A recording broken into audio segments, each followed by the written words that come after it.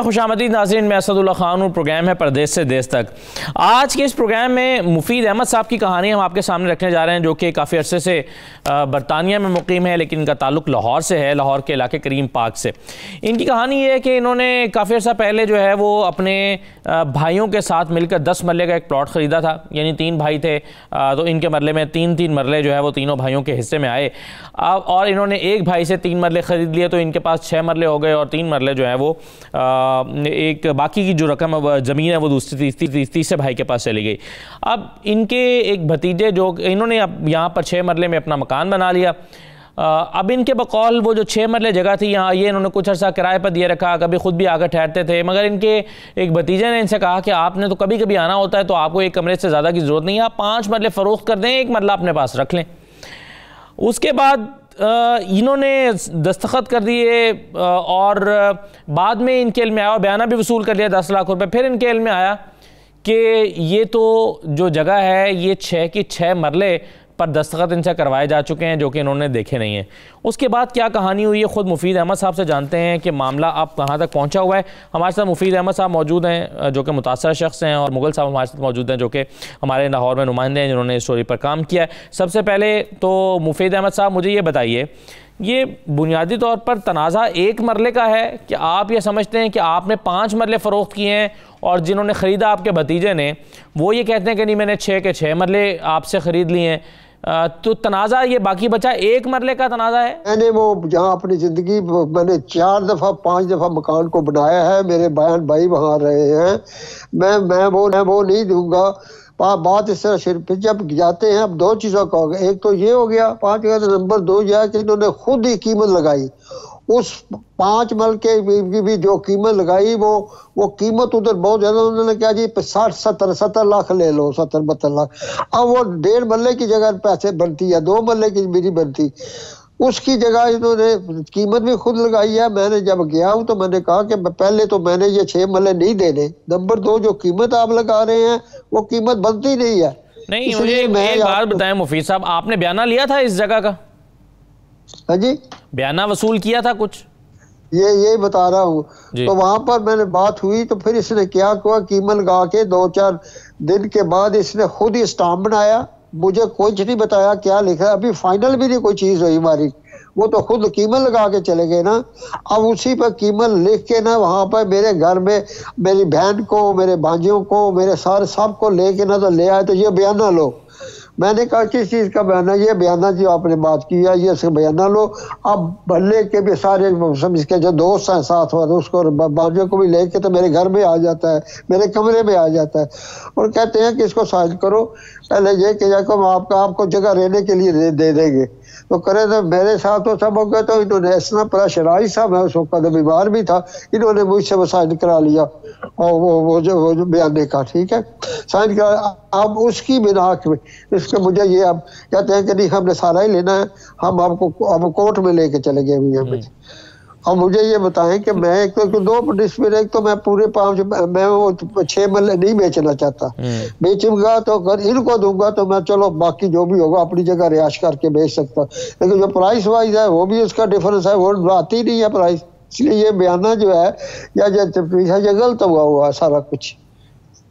अच्छा, आप मुझे ये बताएं मुफीद साहब, जो मैंने सवाल आपसे किया था कि क्या आपने इसका कोई बयाना वसूल किया था, कोई दस्तखत साइन करके? जी वही तो कह रहा हूँ, वही बयान लिख। दूसरी बात ये है, अब आपका एतराज ये है, अच्छा, जिस डॉक्यूमेंट के ऊपर आपने दस्तखत किए थे, आपने वो डॉक्यूमेंट पढ़े नहीं थे, पढ़े बगैर दस्तखत किए थे?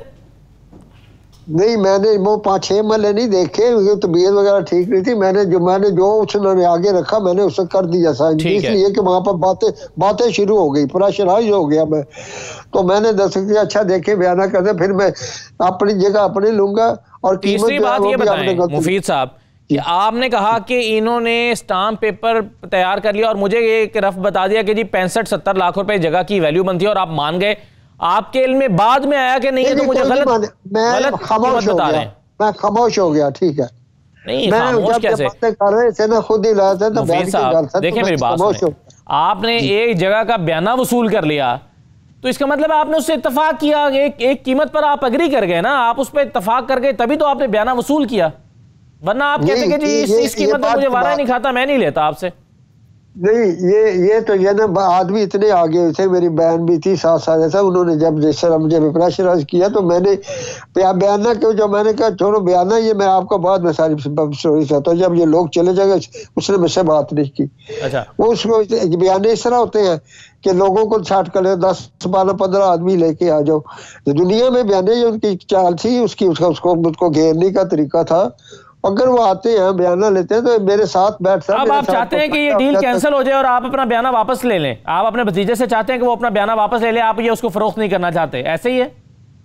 हाँ बस यही बात है जी। तो वो नहीं मानते इस बात को? हाँ जी वो नहीं मानते, कहते मैं लेना भी 6 है। हाँ आप अच्छा, तो दूसरी बात ये बताएं, आपके ख्याल में 6 मरले की कीमत क्या बनती है मकान की? कितने का मकान होगा? मुझे नहीं पता, मुझे ये पता है कि वो बहुत ज्यादा कीमत की है, वो 10-7 मरले के लिए, वो 2 मरले की जगह भी नहीं बनती 70। नहीं, आपके ख्याल में ये मालियत कितनी 2 करोड़ रुपया बनती है तकरीबन?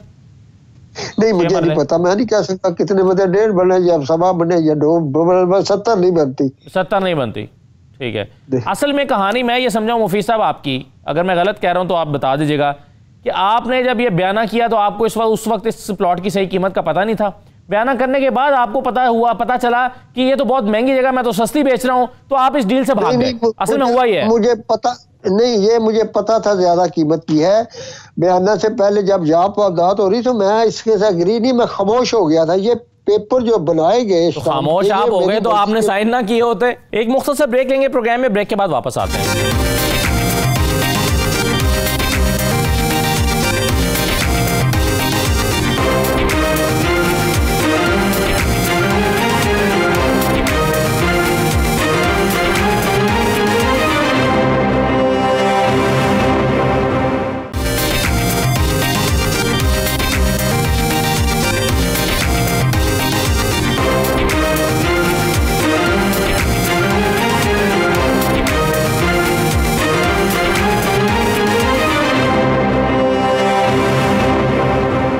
प्रोग्राम में दोबारा खुश आमदीद।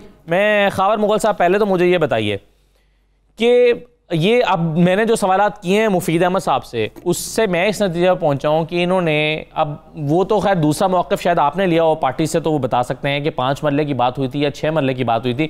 इनके बकौल ये 5 मरले की बात हुई थी, लेकिन कागज़ों में वो 6 मरले लिख कर ले आए। फैमिली ने प्रेशराइज़ किया, बहनें भी थी और भी लोग थे, इन्होंने दस्तखत कर दिए, 10 लाख रुपये बयाना भी वसूल कर लिया। लेकिन जब इनको ये पता चला कि ये तो कीमत ही बड़ी ज़्यादा है, ये तो मुझे बहुत कम पैसे दे रहे हैं, और वो इनको बेवकूफ़ बना रहे थे इनके बकौल, क्योंकि इनको पता नहीं था यहाँ पर क्या कीमत चल रही है। उन्होंने कहा कि जी 63 लाख रुपए ले लो, और उस हिसाब से इन्होंने बयाना कर दिया। इनको बाद में पता चला नहीं, ये तो 63 लाख रुपए, ये तो 2 मरले की कीमत भी 63 लाख रुपए नहीं बनती, है तो बहुत महंगी जगह है यहाँ पर। तो ये डील से भाग गए और ये चाहते हैं कि ये मैं इसको फरोख्त नहीं करना चाहता, तुम अपना बयाना वापस ले। उन्होंने कहा मैं अपना बयाना वापस नहीं लूंगा। अब बताइए कि आपने जो इन्वेस्टिगेशन की है वो सारी की सारी ऐसी है, क्या आपकी दूसरी पार्टी से बात हुई है? बिल्कुल, मेरी दूसरी पार्टी से बात तो ये लेकिन जब उनसे मैंने बात की और उनका मौक़िफ़ लेना चाहा, तो उन्होंने पहली बात ये कि क्योंकि इनका चचा और भतीजे का रिश्ता है, तो उनका यही कहना था कि जी ये हमारा घर का मामला है और हम इसे जो है घर में ही इसको डील कर लेंगे। लेकिन मैंने जब उनसे सारा पूछा कि आया, वो जाहिर है आपके चचा हैं और वो आप पे इल्ज़ाम आयद कर रहे हैं, आपके दरमियान जो एग्रीमेंट हुआ है, तो जब उन्होंने कहा जी अगर एग्रीमेंट हुआ है तो उनके एग्रीमेंट पर साइन भी हैं, और एग्रीमेंट पर साइन उन्होंने खुद किए हैं। तो शायद उन्होंने कोई इस दौरान कोई इनकी वीडियो वगैरह भी बनाई हुई थी, तो उन्होंने कहा जी प्रूफ के तौर पर मेरे पास वो भी मौजूद है। आमतौर पे ऐसा होता है कि साइन अंगूठे करते हुए लोग वीडियो बना लेते हैं ताकि सनद रहे।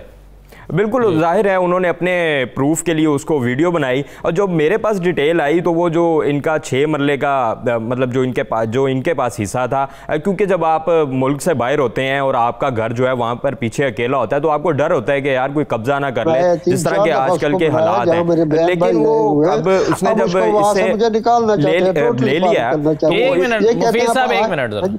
जब अब जाहिर है अब आप कहते हैं कि जी उन्होंने कहा चलो यार मेरा भतीजा है, चलो मांग रहा है तो उसको दे देते हैं, इससे बेहतर है कि मैं बाहर किसी को किराए पे दूं, या ये खाली रहे, या जो बाहर वाला किराए पे रहेगा वो कब्जा कर ले, या खाली रहे वो कोई कब्जा कर ले, तो बेहतर है मैं अपने भतीजे के फिलहाल हवाले कर दूं। कब्जा कब दिया अपने भतीजे को? वो या पहले से रहते हैं वो इस यहाँ पर? कौन भतीजा? हाँ जी, 6 मरले पर काबिज कौन है? नहीं वो तो मेरे पास ही है 6 मरले। 6 मरले आपके पास ही हैं, ठीक है। तो वहां पर क्या आपने किराए पर दिया हुआ है? आपने किराए पर दिया हुआ है या क्या? हाँ जी, आपने वो किराए पर दिया हुआ है या आपने खुद अपना ताला लगाया हुआ है? कौन है वहां?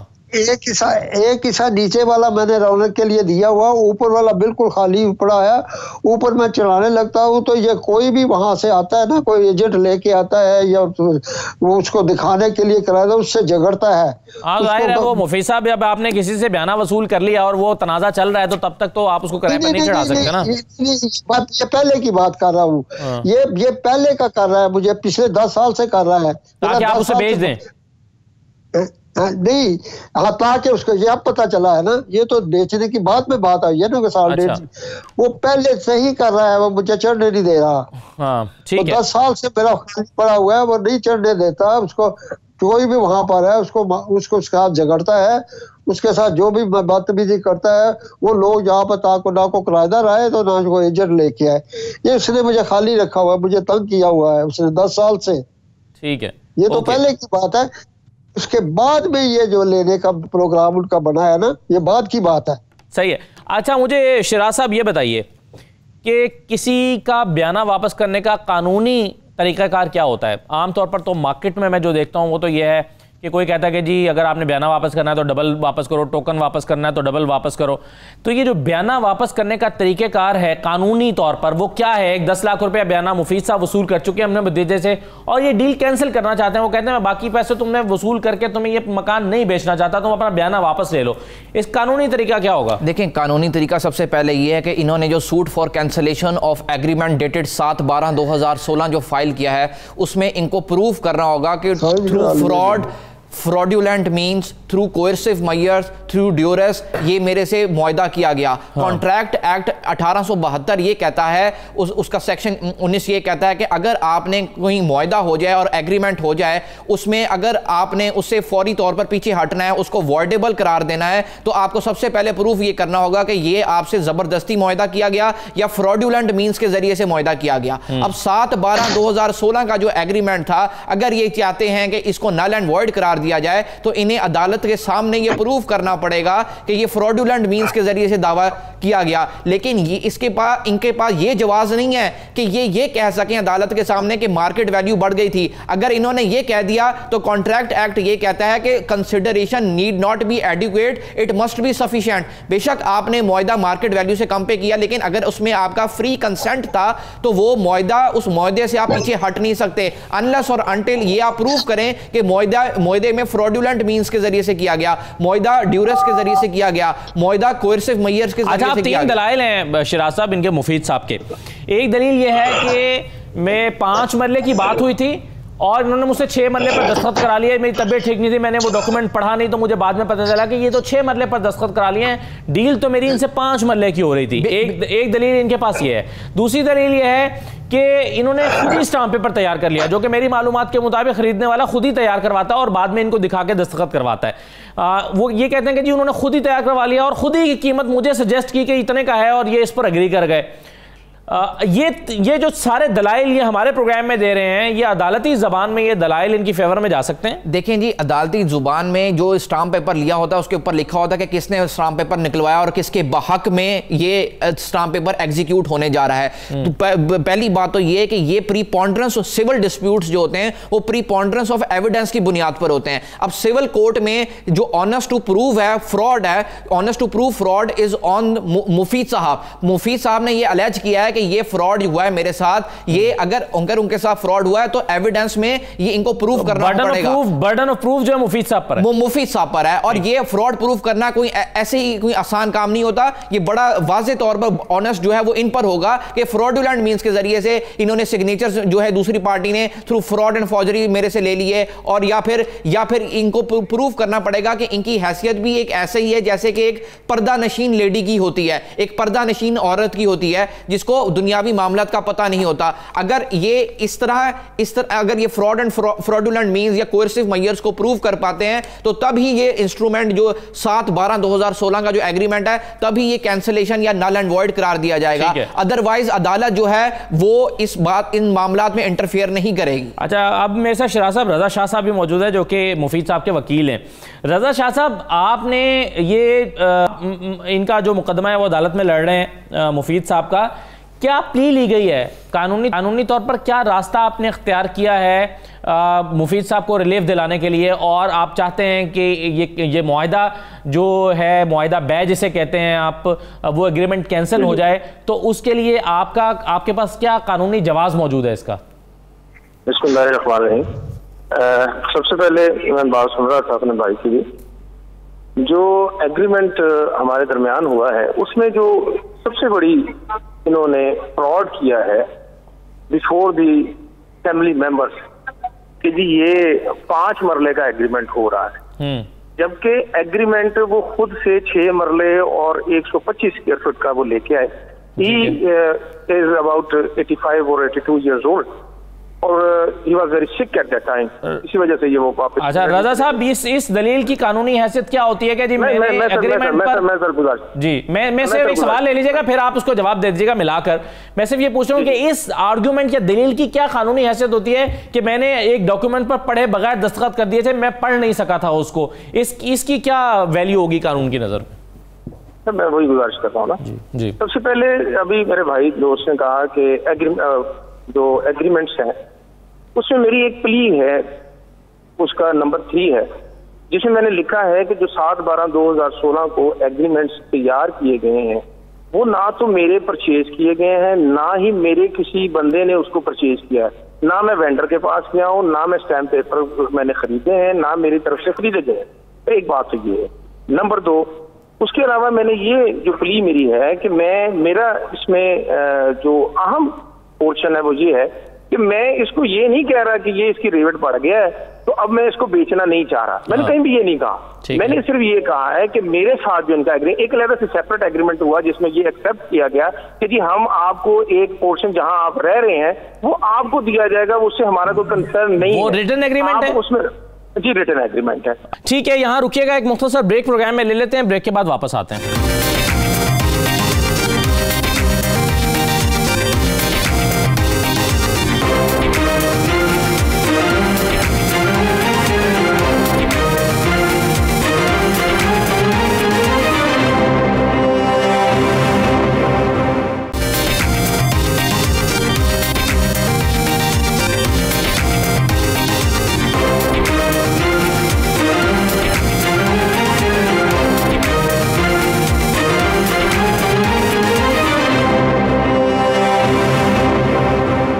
प्रोग्राम में आपको एक बार फिर खुशामदीद कहते हैं। एक कमरा आपको दे दिया जाएगा, वो जितनी भी जमीन उसकी बनती होगी, ये रिटन एग्रीमेंट मौजूद है आपके पास? जी मेरे पास मौजूद है। सेकंड, उसमें भी मॉडिफिकेशन की गई कि ये जब तक जिंदा है, नीचे लेकिन जब तक जिंदा है इनके पास है, हालांकि ऐसा नहीं था।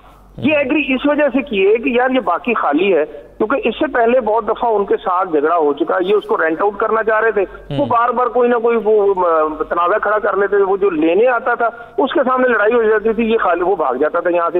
यानी ये इनका घर पिछले 8-9 साल 10 साल से वो खाली पड़ा हुआ था। सही है, वो ये चाहते होंगे कि वो इसको खरीद लें, उन्हीं के घर के साथ ये जगह शामिल हो जाए, औने पौने मिल जाएगा, सस्ता मिल जाएगा, जो ट्रैप कर भी लिया आपके मौके को। ये जहाँ रेट का हवाले की बात है वो यहाँ हमने नहीं कंसिडर किया, ना उसको लिखा, जो मेंशन नहीं किया। जाहिर है वो कानूनी तौर पर प्रूव करना मुश्किल है जी। वो जो घर वो खरीद रहे हैं वो कम से कम 1.5 करोड़ रुपए का घर है।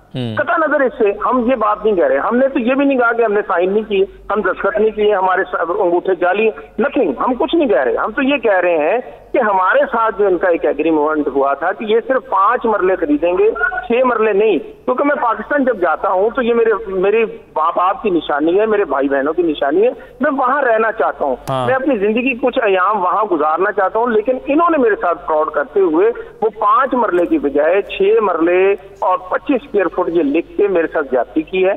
मैं आज भी तैयार हूँ। इनके जो 10 लाख है वो मेरे पास अमानत है। मैंने उसी वक्त कह दिया था कि भाई मैं ये, जब मुझे इल्म में आया, क्योंकि आई वाज वेरी सिक, मुझे फौरी तौर पे इंग्लैंड आना पड़ा अपनी मेडिसिन के लिए, अपने हॉस्पिटल के लिए।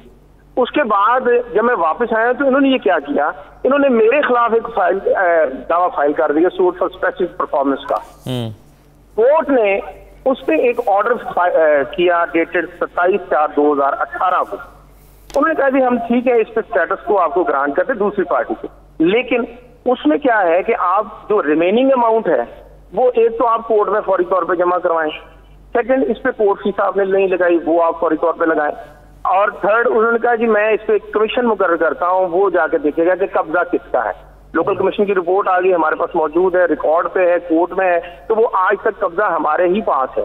बल्कि लोकल कमीशन ने ये भी बताया कि बहुत सारे दरवाजों को ताले लगे हुए हैं, लेकिन क्योंकि रास्ता एक है, इसकी वजह से इनकी जो है वो एक साझा रास्ता है, जिसकी वजह से हर्डल पेश आती है। ठीक है। और सेकंड जो अहम बात है कि 27/4 से लेकर आज तक उन्होंने वो रिमेनिंग अमाउंट आज तक कोर्ट में जमा नहीं करवाई। आज तक वो ये उनकी तरफ से बोनाफाइडी नहीं है बल्कि मेलाफाइडी है, वो जानबूझ के ऐसा कर रहे हैं। नहीं, कौन से जो बाकी के पैसे वो जमा नहीं करवाए प्लॉट के? आज तक वो नहीं करवाए। अगर वो इतने वो कहाँ करवाने थे? आप दस्तखत अंगूठे के बगैर वो कहाँ करते हैं? आप दस्तखत करने के लिए तैयार नहीं है और वो आपके अकाउंट में पैसे जमा करा दें। रजा साहब मेरे अकाउंट में नहीं जमा करवाने। आपसे मुराद आपके मौकिल की बात हो रही है ना, मुफीद साहब की बात हो रही है। मुफीद साहब बाकी के वो बेचने को तैयार ही नहीं है, तो कैसे वो पैसे? जी जी मैं वही गुजारिश कर रहा हूँ, हमारे लिए हमारा मौकल हम ही होते हैं। जी जी मैं इसीलिए कह रहा हूँ आप कोर्ट में जमा करवाएं। अगर आपकी बोनाफाइडी है तो कोर्ट में पैसे जमा करवाएं, हम उनको बुला लेते हैं। हमने एक एप्लीकेशन फाइल कर दी फौरी तौर पे, जो अपना केस हमने फाइल किया, क्योंकि हमने जो पैसे वसूल किए हैं, हमारी ये बोनाफाइडी है कि हम उसको वापस करने के लिए तैयार हैं, हम इस एग्रीमेंट पे काम करने के लिए तैयार नहीं है। अगर ये मुझे एक मरला मेरे मुताबिक जो पहले से एग्रीमेंट मेरे साथ किया, अगर ये मुझे दे देते हैं तो मैं आज भी तैयार हूं, बेशक ये नुकसान में जाए, जितना भी मेरे भतीजे में दे देता हूं, लेकिन कम से कम जो मेरे साथ इन्होंने एक एग्रीमेंट किया, बिफोर दी फैमिली किया और रिटर्न एग्रीमेंट है, वो मुझे एक मरला मेरे हवाले किया जाए, मुझे दिया जाए, वो मैं नहीं बेचना चाह रहा। यही हमारा मौक़िफ़ है और तो है ही कोई नहीं बात कि हमने ये कहा, कहीं भी नहीं कहा कि जी ये जो है हमने पैसे नहीं वसूल किए, हमने साइन नहीं किए, हमने दस्तखत नहीं, ये ऐसी बात ही क्यों नहीं की, हमने कुछ नहीं कहा। अब मेरे सवाल का जवाब आपने रज़ा साहब नहीं दिया कि इस मैं आपसे एज अ वकील कानूनदान के तौर पर पूछ रहा हूँ, एक तालिब इल्म के तौर पर, मुझे ये इल्म नहीं है इसलिए मैं आपसे पूछ रहा हूँ, शराज साहब से भी पूछ लूंगा कि इसकी कानूनी हैसियत क्या होती है कि जी मैंने दस्तखत तो किए हैं, मेरी वीडियो जो बनाई गई है वो भी दुरुस्त है, लेकिन मेरी तबीयत की खराबी की वजह से मैं डॉक्यूमेंट पढ़ नहीं सका था, इसलिए मैंने 6 मरले पर एग्री कर लिया। अब इसको तो कोई साबित नहीं कर सकता कि आपने पढ़ा था या नहीं पढ़ा था। अदालत तो डाउट में रह सकती है कि जी आपने पढ़ा था और आपने एग्री किया उस 6 मरले के ऊपर, जो कि आपके मुखालिफिन जो है वो मौक़िफ़ इख्तियार कर सकते हैं। जी जी मैं इससे पहले गुजारिश कर चुका हूँ कि मेरे साथ एक ऑलरेडी एग्रीमेंट हुआ था। मेरे साथ एक एग्रीमेंट हुआ था कि हम सिर्फ 5 मरले ही लेंगे, बाकी नहीं लेंगे। मेरे साथ ही ऑलरेडी एक एग्रीमेंट हुआ था। तो जब आप 6 मरले पर दस्तखत करते हैं तो वो नल एंड वॉइड नहीं हो जाएगा ऑटोमेटिकली? नहीं सर, जब एक ऑलरेडी मैं एक बुजुर्ग आदमी, मैंने पहले बताया कि मैं 82 से 85 साल मेरी उम्र है, जैसे अभी आपने बताया पर्दा नशीन का, तो इसी तरह जो ओल्ड एज होते हैं उनके लिए भी ये बेनिफिट। देखे बहुत सारी ऐसी बातें वो जो आप बुढ़ापे में जाकर आपको समझ नहीं आती, आप किसी के सामने में, अच्छा सही है, ओके, सामने नहीं है किसी, राइट सर, बेटा वहां नहीं है आपकी बेटी। जी सर, इस पर मुफीद साहब आपका वो जो एक कोई एग्रीमेंट हुआ था कि जी मैं 5 नहीं बेचूंगा, 6 मरले का नहीं बेचूंगा, 5 मरले का बेचूंगा, वो अलहदा से आपका मुआहिदा हुआ था? मैंने बात वाज़ा की थी अपने बाजों से भी, अपने भाई बहन से भी, कि मैंने ये नहीं देना। फिर ये किस तरह उन्होंने 6 मरले का नहीं, उसका कोई तहरीरी मुआहिदा मौजूद है आपका मुफीद साहब कि मैं 6 मरले नहीं बेचूंगा, 5, ये अलग से एक अलहदा कोई मुआहिदा मौजूद है? ये मुआहदा को हमने लिख के तो नहीं ना दिया था उनको, या उन्होंने लिख के दिया था हम ये खरीद रहे हैं। मुआहदा तो बाद में जब लिखने का मामला आया तो आपकी जुबानी अंडरस्टैंडिंग थी कि 5 मरले बेचूंगा, 6 मरले नहीं बेचूंगा, ये आपकी जुबानी अंडरस्टैंडिंग थी उनके साथ? मैंने अपनी जगह रखती है, मैंने जिंदगी के हिस्सा गुजारा है, सारी जिंदगी मैंने मकान बनाया हुआ है, मैंने भाई रहा है वहां पर, मैं वहां रहना चाहता हूँ। मैं अपनी जिंदगी के, मेरे पास 6 महीने है मेरी जिंदगी या 10 साल है, मैं वहां अपनी जिंदगी गुजारना चाहता हूँ, ये मैं नहीं दूंगा।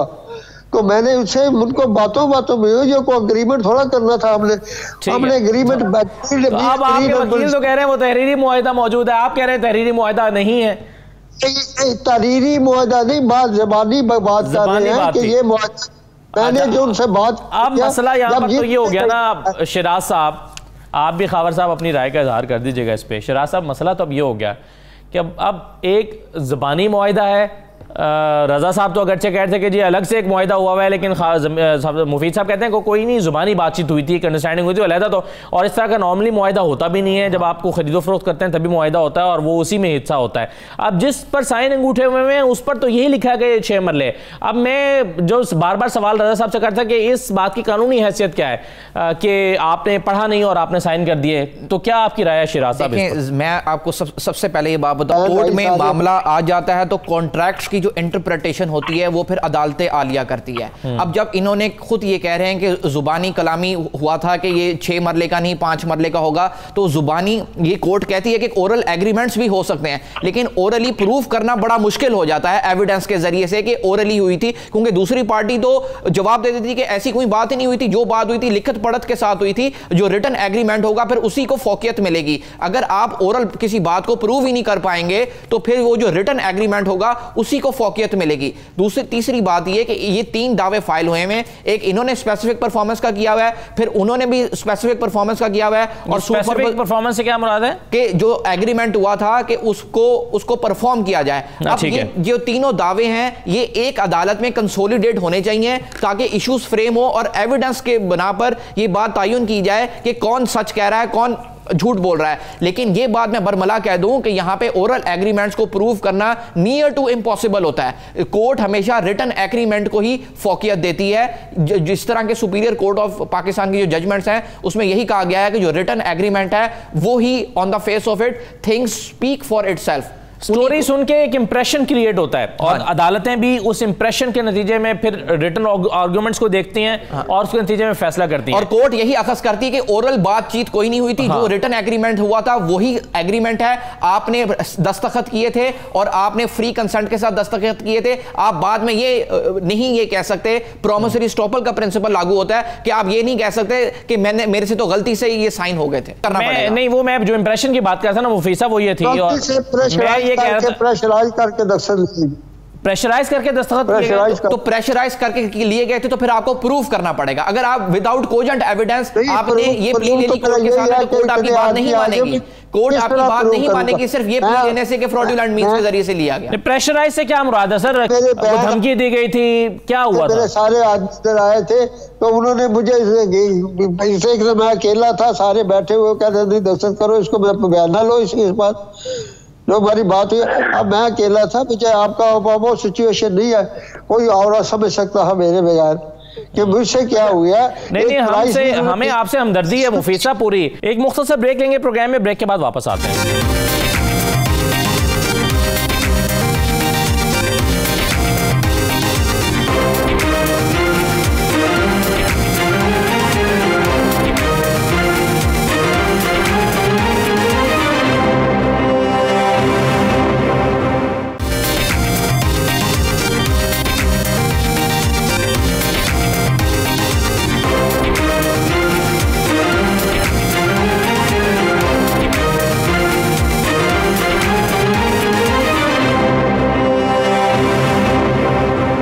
प्रोग्राम में दोबारा खुश आमदीद। 2 मकासद होते हैं हमारे, एक तो ये कि मजलूम को इंसाफ मिल जाए। अगर आप इस स्टोरी में मजलूम हैं तो हम चाहते हैं कि हम इसको हाईलाइट करें, ये बाकी लोगों के इल्म में भी आए, इस पर हम डिस्कशन करेंगे। बहुत सारे लोग हमारा प्रोग्राम देखते हैं तो फिर अपनी स्टोरीज को लेकर आ जाते हैं डिस्कस करने के लिए, और बाज़ औक़ात ये होता है, आपको पता है कि मीडिया पर होने वाला कोई प्रोग्राम पिक हो जाता है, उस पर कोई इदारे नोटिस ले लेते हैं। तो हमारा मकसद ये, हम आपको गलत साबित नहीं करना चाहते और आपसे हमदर्दी है पूरी कि वाकई अगर वो 1.5 करोड़ की आपकी प्रॉपर्टी है तो वो 63 लाख रुपए में नहीं बिकनी चाहिए। लेकिन आपकी स्टोरी से बहुत सारे लोग ये भी तो सीख रहे होंगे ना कि जो गलतियां आप कर रहे हैं या की हैं वो बाकी लोग मुआहिदे करते हुए ना करें। मैं खुद जाती तौर पर इस चीज का शिकार हुआ हूं कि मैंने बगैर तहकीक की एक प्लॉट बेचा और इस दौरान के मैंने भी पूरी पेमेंट नहीं ली थी, मुझे अंदाजा हुआ कि ये तो मैंने सस्ता बेच दिया, लेकिन मुझे बेचना पड़ा क्योंकि मैं गलती कर चुका था। तो ये तो बहुत सारे केसेस में होता है। आप शायद आपकी स्टोरी से इंप्रेशन ये मिल रहा है, जो मैं बात कर रहा था कि अदालत में जजेस भी इंप्रेशन लेते हैं और फिर डॉक्यूमेंट देखते हैं। इंप्रेशन ये मिल रहा है कि आपको दस्तखत करने के बाद आपको किसी ने बताया कि यार आपको जो है ये आप सस्ता बेच रहे हो, ये गलत आपने डील कर लिया तो महंगा है, और आपने फिर सोचा कि मुझे किसी ने नहीं बताया, मैंने कुछ नहीं बताया। मैं ये जब बातें कर रहे थे, जब मैं फैमिली में बैठे हुए थे, उन्होंने खुद ही कीमत लगाई हुई है, खुद ही स्टाम्प बढ़ा के ले आए हैं और बंदे इकट्ठे करके मेरे घर में ले आए, मेरे कमरे में ले आए, मुझे वहां पर क्या दस्तखत करो। अब ये बात हुई है, ये मैं एक रजा साहब आपके पास आ रहा हूं, लेकिन खबर साहब अब दूसरी पार्टी से हम भी मुसलसल इनके भतीजे को राब्ता कर रहे हैं, वो ये कहते हैं कि जी हमारा हम इस पर हिस्सा नहीं बनना चाहते। एक तो मैं अगेन दावत दूंगा कि वो अगर इस पर अपना मौक़िफ़ देना चाहें तो जरूर दें। आपकी उनसे बात हुई थी तो आपसे उन्होंने कहा था कि ये फैमिली का मैटर है, फैमिली में रहे तो ज्यादा बेहतर है। कुछ लोग ये भी कहते हैं कि जी मैटर सब जुडिस है, इसलिए हम इस पर बात नहीं करना चाहते। लेकिन ओवरऑल क्या उन्होंने आपसे इस स्टोरी पर कुछ अपनी राय का इजहार किया, कुछ उन्होंने बताया कि कैसे मुआहिदा हुआ था, या जो इल्जामात मुफीद साहब के उनके ऊपर हैं उसका कोई जवाब दिया उन्होंने? मेरी बिल्कुल उनसे बात हुई थी और मैंने बाकायदा उन्हें कहा था कि आप प्रोग्राम में आएँ या फिर आप हमें अपना कोई वीडियो शॉर्ट ही रिकॉर्ड करवा दें। मैंने पूरी कोशिश की उन्हें लाइन अप करूं, लेकिन वो थोड़ा इससे भाग रहे थे और उन्होंने बार बार यही कहा कि ये हमारा फैमिली का मसला है। जब मैंने उन्होंने कहा कि अगर आपको मेरे पर कोई शक है या आपको ऐसा लग रहा है तो मैं आपको सारे डॉक्यूमेंट्स दे देता हूँ, आप वो सारे स्टडी कर लें, आपको खुद ही पता चल जाएगा। जो एग्रीमेंट इनके दरमियान हुआ है उसमें सिर्फ एक इशू नहीं आ रहा, जैसे कि मुफीद साहब कह रहे हैं, अगर सिर्फ 5 और 6 मरले का इशू नहीं आ रहा, उस एग्रीमेंट में इनकी कीमत का भी इशू आ रहा है, उसमें 5 से 6 मरले का इशू आ रहा है। दूसरा तीसरा इशू ये कह रहे हैं जी उन्होंने जबरदस्ती साइन करवाए और सारी फैमिली ने कहा जी साइन करें। अगर सारी फैमिली ने साइन का कहा था तो मुफीद साहब, इसका मतलब है कि सारी फैमिली उन्हें सपोर्ट कर रही है, सारी फैमिली उधर मौजूद थी, जाहिर है फैमिली वो भी इनके भतीजे हैं, सारे रिश्तेदार हैं आपस में। लेकिन वो उन्होंने भी मुझे यही कहा, उन्होंने कहा जी सारी मेरे पास चीजें मौजूद हैं, रजिस्ट्री अभी तक इन्हीं के नाम पे है क्योंकि इन्होंने अभी तक पेमेंट पूरी नहीं हुई तो रजिस्ट्री उनके नाम गई। लेकिन ये है कि सारा जो है वो अभी तक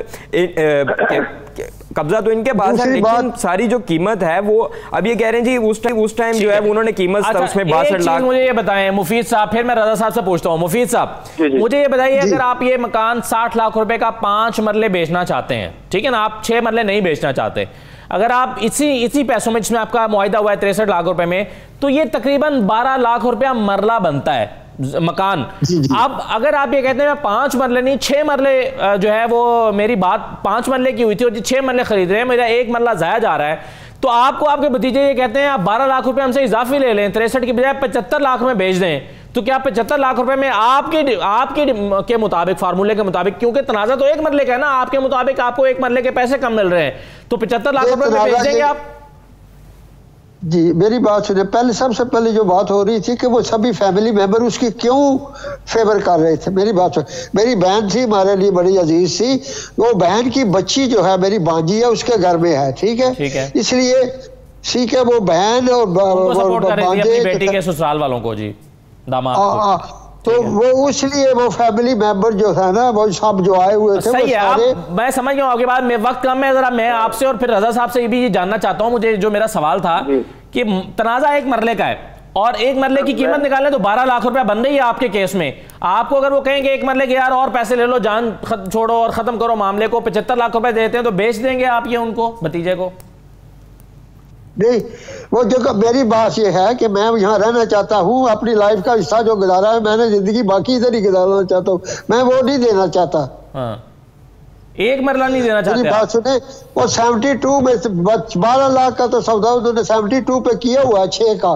मैं ये कह रहा हूँ कि 72 का हुआ, जिसके 10 लेगा 62 वो बनता है, वो 72 का दक्षत हुए हुए है वो 12 लाख के हिसाब से। मैं ये कह रहा हूँ कि मैं अपनी जिंदगी का हिस्सा अपनी जगह में गुजारना चाहता हूँ, जहाँ मैंने अपनी लाइफ दी हुई है, अपना खून पसीना दिया हुआ है, अपनी मेहनत की हुई है, जहाँ मेरे बहन भाई ने, मैं वहाँ रहना चाहता हूँ। मैं वो मरला नहीं बेचना चाहते, ये मसला ये है, मैं वहाँ रहना चाहता हूँ, मुझे रहने दो, मुझे रहने दो, रखना चाहता हूँ। जी रजा साहब, सर मैं एक बात अभी जो सपोर्टर हैं, जो उनके साथ कहते हैं ना फैमिली क्यों सपोर्ट करती है, बाकी जो जितने भी है वो बसाए उसके दोस्त से, वो भांजे और बहन, उसकी बहन है, उसके घर पे मेरी ब्याजी जो मुझे शादी मैंने ही कराई हुई है, अच्छा वो उनकी मेरी बहन थी, बहन की बच्ची है उसके घर में, सभी इसलिए वो सारे को, इसलिए मैं उनका रिगार्ड करता हूँ, बहन का करता हूँ, भांजों का करता हूँ। फैमिली के मसाइल फैमिली में हल हो जाए तो ज्यादा बेहतर होता है। जी रजा साहब।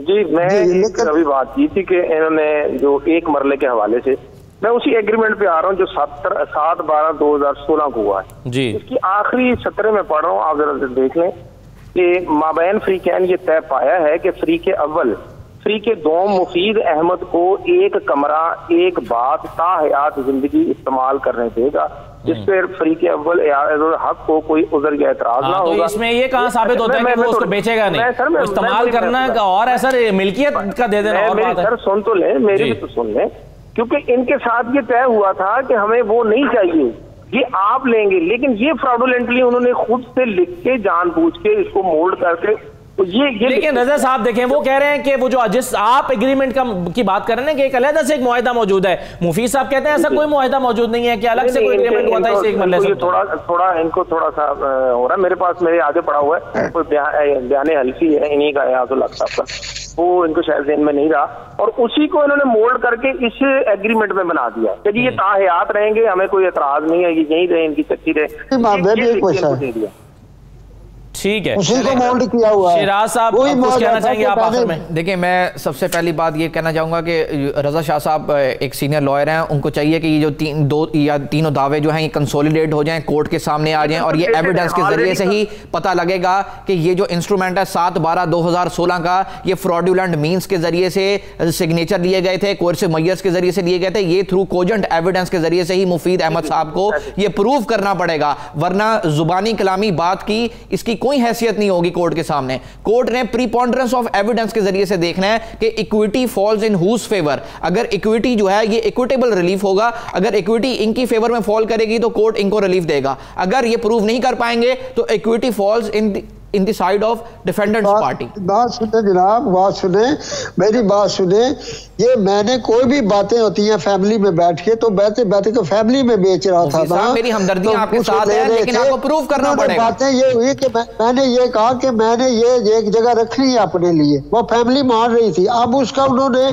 तो उसी का प्रूफ ये है, आपको प्रूफ करना पड़ेगा। सही है, चलें विटनेसेस के जरिए। वक्त खत्म हो गया है। मुफीद साहब, अल्लाह करे कि आप और आपके वकील अदालत में ये पाएं और आपको आपका हिस्सा मिले, क्योंकि आपने बड़ी मेहनत की है सारी जिंदगी और मेहनत करके, और आप ये चाहते हैं कि जिंदगी का बाकी हिस्सा उसी एक कमरे में गुजारें, आप उसको बेचना नहीं चाहते। अल्लाह करे कि अदालत आपके तमाम दलाइल मान ले और आपके हक में फैसला करे। हमारी हमदर्दियाँ आपके साथ हैं, लेकिन अगर आपके जो मुखालिफ हैं अगर वो साबित कर पाएंगे और वो सही कह रहे होंगे तो शायद अदालत उनके हक में फैसला दे दे। फैसला तो अदालत ने करना है और हमारा प्लेटफॉर्म अभी भी हाजिर है दूसरी पार्टी के लिए, आपके भतीजे के लिए, अगर वो अपना मौक़िफ़ देना चाहें तो किसी भी दिन आके किसी भी प्रोग्राम में अपीयर होकर हम इस स्टोरी को दोबारा 10 मिनट के लिए डिस्कस कर लेंगे, उसमें वो अपनी राय का इजहार कर सकते हैं। आज का प्रोग्राम था, तमाम मेहमानों को मैं शुक्रिया अदा करता हूँ, इजाज़त दीजिए, अल्लाह हाफ़िज़।